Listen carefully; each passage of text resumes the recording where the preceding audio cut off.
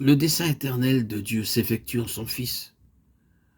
Le grand effet de la découverte de Paul au sujet du Seigneur Jésus sur la route de Damas était non seulement de lui révéler le fait de sa qualité de Fils, mais d'élever Christ hors du temps et de le placer avec le Père, avant les temps éternels. Peut-être que pour le moment, cela ne semble pas être très saisissant, mais c'est une étape très grande vers ce que le Seigneur veut nous dire. Le Christ a été élevé hors du temps. Le Christ du temps, c'est-à-dire sa venue dans ce monde en un temps donné, devient quelque chose comme une parenthèse. Ce n'est pas la chose principale. C'est la chose principale si nous regardons le tout à la lumière de la chute et du besoin du rétablissement, mais ce n'est pas la chose principale du point de vue divin à l'origine.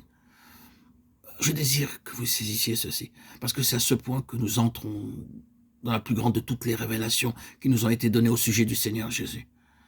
L'effet de son expérience sur la route de Damas, cette élévation de Christ hors du temps, en le plaçant dans l'éternité, est venue dans la conception de Paul comme relié au dessein éternel. Et dans le dessein éternel, il n'y avait aucune chute et aucune rédemption.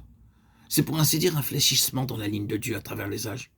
La ligne de Dieu devait aller tout droit, sans flexion, sans coupure. Mais quand elle est arrivée à un certain point en raison de certaines contingences qui n'étaient pas dans le dessein, cette ligne a dû descendre.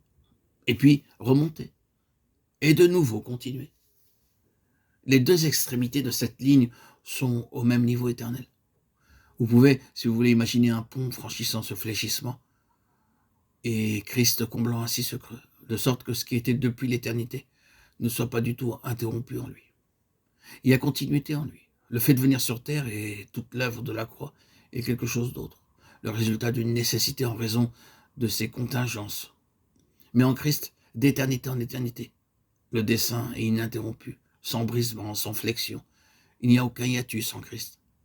Ceci est arrivé pour être relié au dessein. C'est l'un des grands mots de Paul, selon le dessein éternel qu'il s'est proposé en Christ Jésus notre Seigneur, Éphésiens 3,11. Appelé selon son dessein, Romains 8,28.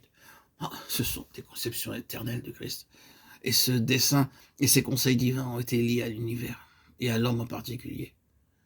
Traversons ce pont pour un moment, en laissant l'autre point à l'écart, car je désire que vous notiez le cours que la lettre aux Éphésiens prend.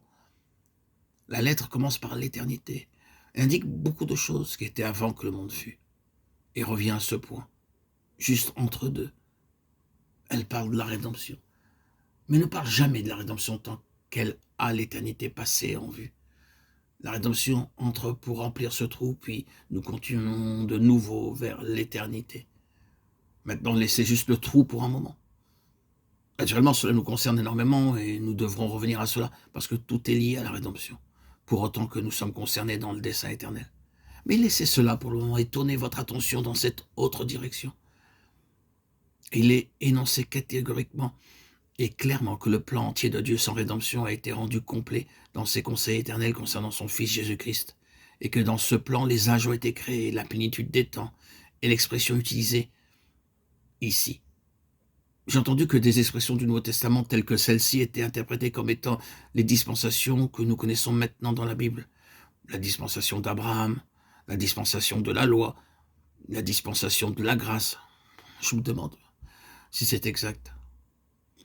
Notez cette expression. Par lui, il a aussi créé l'univers. Hébreux 1-2. Littéralement, les âges. Réfléchissons encore. Avons-nous raison de dire que cela s'applique à ce que nous appelons les dispensations telles qu'elles nous sont montrées dans la Bible? Sans être dogmatique à ce sujet, j'ai une question.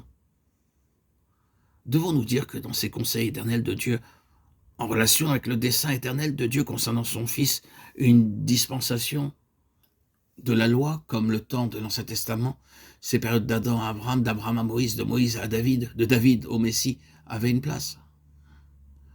Ces âges se réfèrent-ils à ces temps-là? Dieu a-t-il créé ces périodes-là en relation avec le dessein éternel? Rappelez-vous que toute cette œuvre créatrice était en son Fils et par lui et pour lui, selon le dessein éternel. Il n'y aura aucune stagnation dans l'éternité. À l'accroissement de son gouvernement, il n'y aura pas de fin. Ésaïe 9,5, 9,7. C'est ce que Paul a vu, et ceci peut bien être résumé par ses propres paroles. l'excellence de la connaissance de Christ Jésus mon Seigneur. C'est Paul, l'homme âgé qui dira que je le connaisse. Le Christ est élevé hors du temps, et le temps, dans toute la mesure où Christ était concerné, a seulement été lié à l'éternité par la nécessité de la rédemption, en vue du dessein éternel.